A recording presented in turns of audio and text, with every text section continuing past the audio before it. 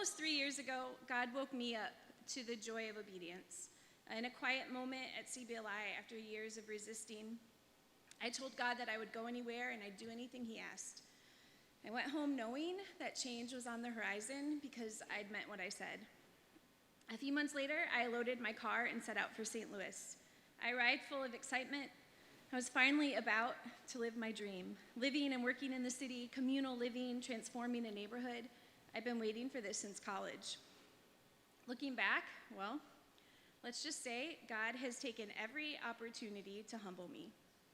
I won't go into details, but he's since made it clear God didn't send me to St. Louis to transform Benton Park West. He sent me to St. Louis so that he could transform my own heart and soul and mind. I hate to admit it, but I moved into my neighborhood with this assumption that I had maybe something more or different to offer my neighbors than what they could offer me. That assumption comes from a place of privilege, and honestly, it grieves me.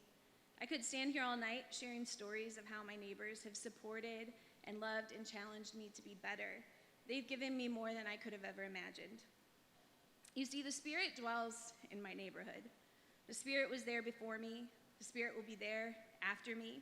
I see the Spirit in the curiosity of young people working in the garden, in the neighbors and in the support and camaraderie among our local business owners, in the care and concern neighbors Joe and Stephen have for the safety of all who dwell on our block.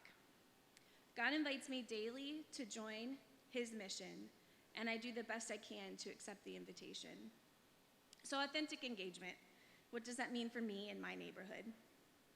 It means a humble posture, one that listens and seeks to understand, one that asks questions out of curiosity, but without expectation or assumption.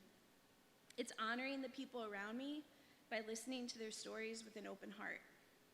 It's practicing faithful presence in my neighborhood, choosing to stay in town even when I have the option to leave. Practical things like walking instead of driving and sitting on the front porch instead of in the backyard. It's sharing meals with neighbors. It's growing a garden with young people and making space for them to share their hopes and dreams for our neighborhood.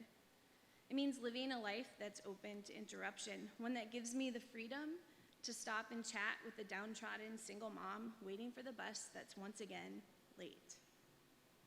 It's having a cup of coffee with my activist friend down the street and asking him about his experiences on the front lines in Ferguson.